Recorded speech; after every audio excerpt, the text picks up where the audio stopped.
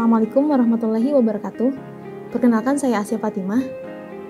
Gimana nih kabarnya hari ini? Semoga sehat terus ya. Sebelum dimulai, jangan lupa nih baca doa dulu, biar kegiatan kita hari ini diberikan kelancaran dan mendapat ridho Allah Subhanahu wa Ta'ala.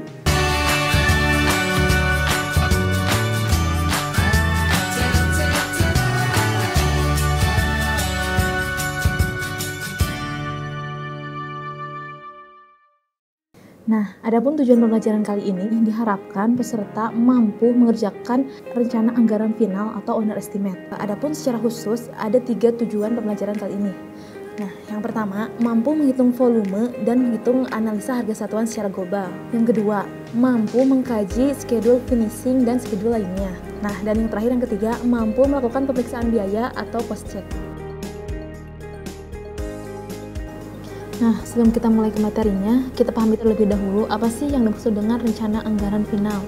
Nah, rencana anggaran final atau owner estimate adalah rencana anggaran biaya yang disusun oleh pemilik proyek atau orang yang ditugaskan oleh pemilik proyek untuk menaksir tentang jumlah biaya yang diperlukan untuk pengadaan bangunan beserta biaya lain yang timbul akibat dari kegiatan tersebut.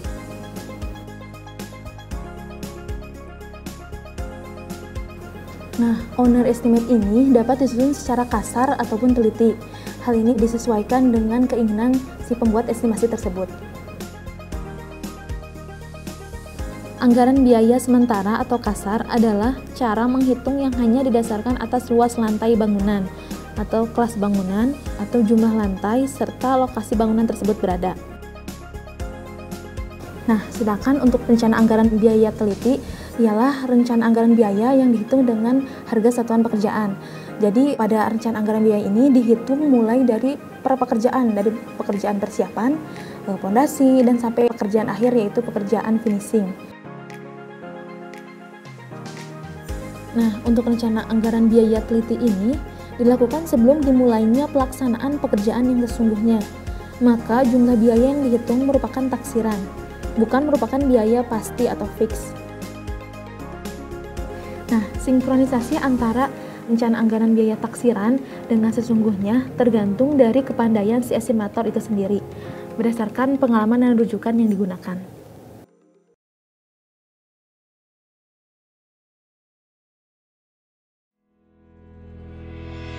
Untuk harga material, bahan, dan alat ini disesuaikan dengan harga daerah masing-masing, karena setiap daerah memiliki harga yang berbeda, seperti itu.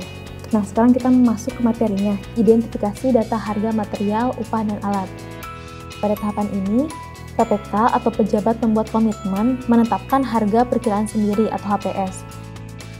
Dasar hukumnya yaitu pasal 11 ayat 1 huruf A angka 2 Peraturan Presiden nomor 70 tahun 2012. Jika PPK tidak memiliki kecakapan atau tidak kompeten atau tidak memiliki waktu dalam penyusunan HPS, maka PPK bisa meminta bantuan jasa dari konsultan untuk membuatkan atau menyusun HPS. Nah, dalam proses pengadaan barang dan jasa, hal yang paling krusial pada PPK yaitu ketika menentukan HPS atau harga perkiraan sendiri. Penyusunan HPS akan menentukan harga penawaran yang dilakukan oleh penyedia barang dan jasa. Data-data atau informasi yang dapat digunakan untuk menyusun HPS ada 9 ketentuan.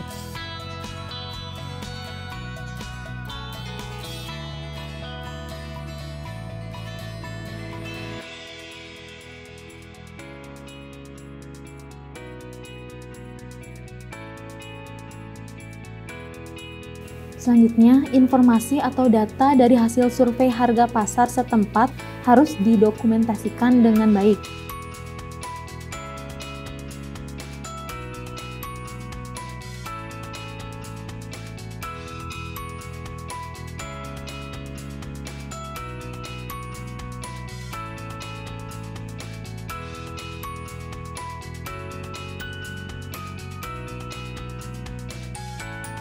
Analisa harga satuan ini berfungsi untuk menentukan harga pekerjaan secara detail.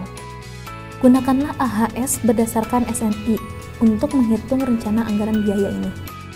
Nah, untuk membuat analisa harga satuan diperlukan 2 komponen. Yang pertama, harga satuan bahan, upah, dan alat. Yang kedua, indeks atau koefisien pekerjaan tersebut. Nah, analisa harga satuan merupakan perkalian antara harga satuan dikali koefisien atau indeks. Harga satuan ini boleh berupa bahan, peralatan, ataupun upah pekerja.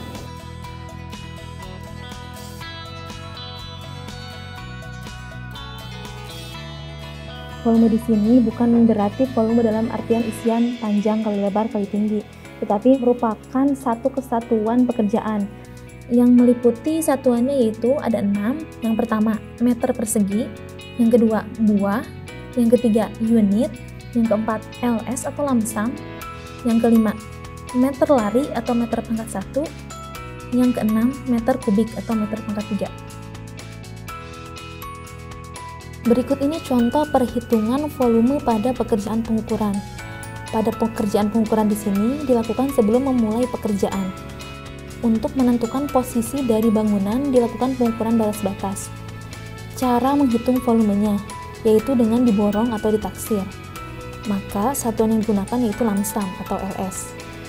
Untuk contoh pekerjaannya yaitu diketahui pekerjaan pengukuran diperkirakan akan dikerjakan selama 2 hari dengan 2 tukang dan dengan upah tukangnya 100.000 per harinya. Berapakah volumenya? Volume tinggal harga satuan per hari yaitu 100.000 dikali 2 hari dikali 2 pekerja, jadi sama dengan 400.000 rupiah. Selanjutnya ada pekerjaan boplang. Pekerjaan boplang digunakan untuk membantu menentukan as atau letak titik dari bangunan dengan cara membuat pagar menggunakan papan dipaku pada kayu ukuran 5/7 sebagai tiang, dibuat dengan jarak 1 meter dari as bangunan, dipasang keliling bangunan. Nah, gimana sih cara menghitung volumenya? Nah, cara menghitung volumenya tinggal hitung keliling bangunan yang sudah ditambah 1 meter ke kiri dan ke kanan dari badan bangunan. Nah, jadi volumenya tinggal sama dengan 2 dikali lebar ditambah 1 meter kiri ditambah 1 meter kanan ditambah 2 dikali panjang ditambah 1 meter ke kiri ditambah 1 meter ke kanan. Jadi satuannya karena ini keliling berarti satuannya meter lari atau meter pangkat 1 atau meter panjang. Untuk contohnya, misalkan diketahui badan bangunan rumah berukuran 6 dikali 7 meter. Nah, berapa sih volume pekerjaan boplangnya? Berarti kita tinggal 2 dikali, kita masukkan lebarnya 6 ditambah ke kiri 1 ke kanan 1 terus ditambah 2 dikali panjangnya 7 ditambah 1 ke kirinya tambah 1 lagi ke kanan sama dengan 34 meter. Selanjutnya ada pekerjaan urugan. Pekerjaan urugan di sini ialah pekerjaan menguruk lantai bangunan. Nah, untuk rumusnya yaitu volume sama dengan luas bangunan dikali tinggi urugan atau panjang dikali lebar suatu bangunan dikali tingginya. Nah, berarti satuannya pada pekerjaan ini juga sama seperti yang sebelumnya yaitu meter kubik atau meter pangkat 3. Contoh, diketahui sebuah rumah berukuran 6 dikali 6 meter, lantainya akan diuruk dengan pasir setebal 10 cm atau 0,1 meter. Nah, berapa sih volume urugan pasir tersebut? Nah, berarti ini gampang banget, kita tinggal volume urugan sama dengan dimensi bangunannya 6 dikali 6 dikali 0,1 meter sama dengan 3,6 meter kubik.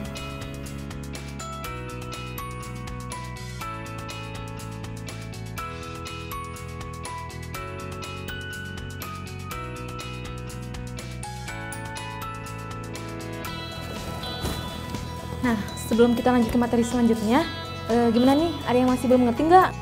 Saya, Bu. Nah, jadi gini kan, Bu. Dalam menghitung analisa harga satuan itu diperlukan 2 hal. Pertama, indeks atau koefisien. Keduanya, harga satuan.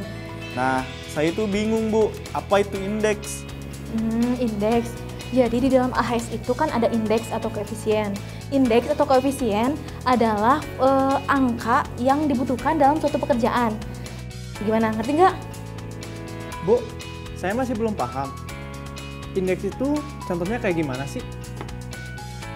Nah, untuk contoh koefisien dalam AHS itu, misalkan pemasangan 1 meter persegi lantai keramik. Nah, berarti nanti koefisien tersebut menentukan berapa jumlah kebutuhan pasirnya, berapa kebutuhan jumlah keramiknya, berapa kebutuhan jumlah semennya. Nah, seperti itu. Ngerti kan? Nah, sekarang giliran ibu ya yang nanya ke kalian. Misalkan ibu punya lahan proyek ukuran 10 x 10 meter. Nah, kan berarti kan harus ada pekerjaan pagar proyek tuh. Nah, hitung volumenya gimana tuh? Fikri bisa, Bu. Berarti untuk menghitung volume pagar menggunakan satuan meter panjang kan, Bu? Nah, berarti Bu tinggal menghitung keliling bangunan tersebut kan? Nah, benar. Terus gimana tuh luasannya berapa? Jadi gini, Bu. Ukuran tanahnya kan 10 meter x 10 meter. Jadi, volume pagar tersebut 10 dikali 4 sama dengan 40 meter. Atau 10 tambah 10 tambah 10 tambah 10. Itu kan, Bu? 100 Fikri. Nah, berarti kalian sekarang udah ngerti kan? Kita lanjut ke materi selanjutnya.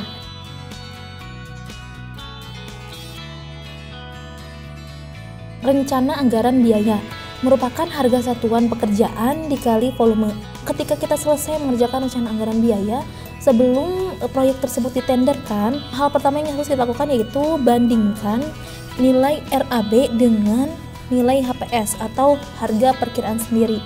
Jika nilai RAB lebih kecil daripada nilai HPS, maka pekerjaan dapat dikerjakan, artinya proyek tersebut bisa ditenderkan. Nah, jika nilai RAB lebih besar daripada nilai harga perkiraan sendiri, berarti proyek tersebut tidak dapat dikerjakan dan tentunya tidak dapat ditenderkan.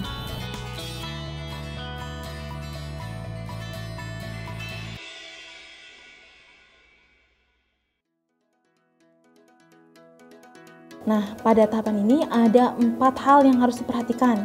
Yang pertama, jadwal pelaksanaan proyek.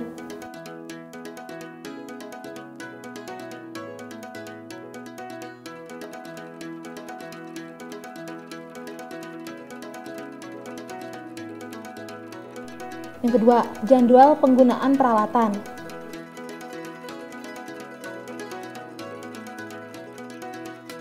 Yang ketiga, jadwal penggunaan tenaga kerja.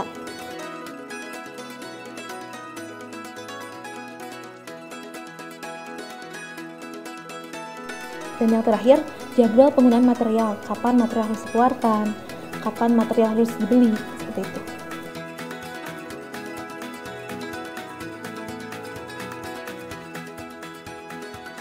Pada tahapan ini, konfirmasikan kepada pemilik proyek apakah schedule sudah sesuai dengan keinginan pemilik proyek. Betulkan jadwal bila ada suatu kesalahan ataupun kekurangan saat koordinasi dengan perencana.